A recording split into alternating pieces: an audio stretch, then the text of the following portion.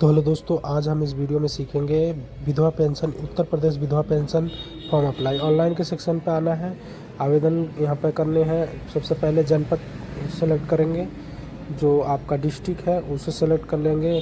आप गांव में रहते हैं या शहर में रहते हैं वो डिटेल्स यहाँ पे बता देनी है। तो चलिए, हम नगरी में जो शहरी योजना के तहत आता है उसके बाद तहसील सेलेक्ट करना है यहाँ पर। उसके बाद नगर टाउन, उसके बाद गांव का एरिया, जो गांव है वो गांव सेलेक्ट कर लेना है। उसके बाद नीचे आना है, यहाँ पे आवेदिका का नाम, जिसके नाम से आप आवेदन कर रहे हैं उनका आधार के बिहाफ पे जो आधार में डिटेल्स है स्पेलिंग के साथ, नहीं तो आगे आपको वेरिफिकेशन करने में दिक्कत हो सकती है, इसलिए स्पेलिंग के साथ यहाँ पे फिलअप करें। उसके बाद डेट ऑफ बर्थडे फिलअप कर लें। डेट ऑफ बर्थडे हम डाल लेते हैं, जो जन्म तिथि है वो हम डाल लेते हैं आधार में देख के। दोस्तों, ये विधवा पेंशन का फॉर्म फिलअप कर रहे हैं। यहाँ पर पति का नाम डाल देंगे।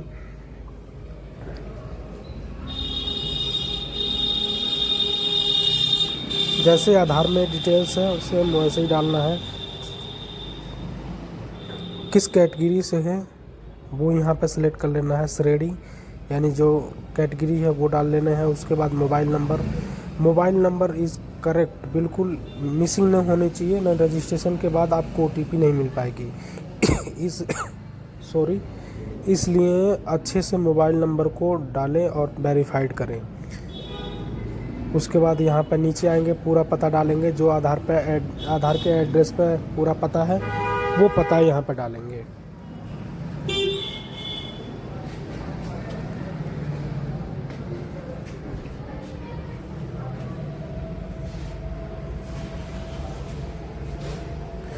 तो चलिए, हम पूरा पता भर लेते हैं।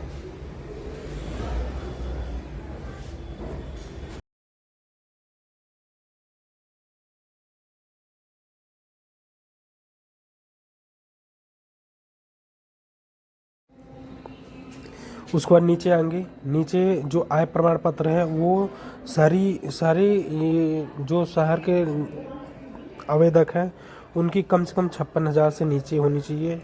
56,000 57,000 से ऊपर नहीं होनी चाहिए।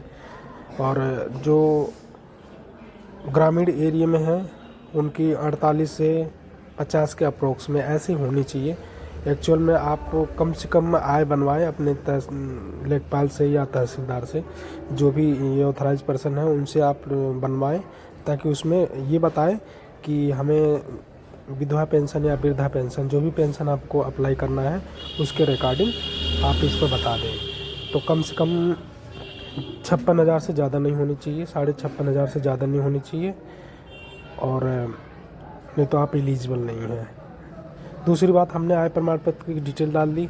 उसके बाद हम यहाँ पर आएंगे, फ़ोटो और जो अपलोड जन्म तिथि आधार इसमें डाल देंगे, और यहाँ पर फ़ोटो अपलोड करेंगे। यहाँ पर आधार की स्कैन करके फ़ोटोकॉपी, उसके बाद इस पर अपलोड कर देने हैं। और फिर पति की मृत्यु के प्रमाण पत्र, उसको स्कैन करना है।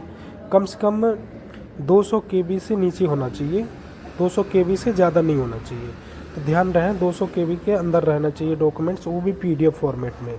आप JPG फॉर्मेट में फ़ोटो रहेगा, बाकी सारे डॉक्यूमेंट्स आधार और पति का डॉक्यूमेंट जो है वो PDF फॉर्मेट में रहेगा। उसके बाद यहाँ पे डिटेल वेरीफाइड करके, उसके बाद यहाँ पे कैप्चर फिलअप करके सबमिट कर देना। सबमिट करेंगे तो जैसे आप रजिस्ट्रेशन नंबर आपको जनरेट हो जाएगा। इस रजिस्ट्रेशन नंबर को अच्छे से लिख लेना है, फ़ोटो खींच लेना है, या आप कहीं भी नोट डाउन कर सकते हैं। और इसके बाद फिर आगे का प्रोसेस करते हैं। तो दोस्तों, जो हमें जो रजिस्ट्रेशन नंबर मिला है उसके बाद नीचे आएंगे, लॉगऑन के सेक्शन पे क्लिक करेंगे। यहाँ पे पेंशन टाइप का स्कीम जो है वो सिलेक्ट कर लेंगे, यहाँ पर रजिस्ट्रेशन नंबर डाल देंगे, और जो रजिस्टर्ड मोबाइल नंबर है वो यहाँ पर डालेंगे।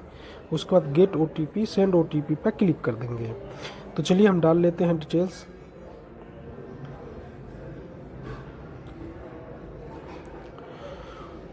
उसके बाद सेंड OTP पे कर देना है क्लिक, और ये मोबाइल नंबर, जो रजिस्टर्ड मोबाइल नंबर इससे पहले हमने डाला था, उसी मोबाइल नंबर को हम यहाँ पे डाले हैं और इस पर OTP गया है। अब OTP हम लेके यहाँ पे लॉग ऑन करते हैं।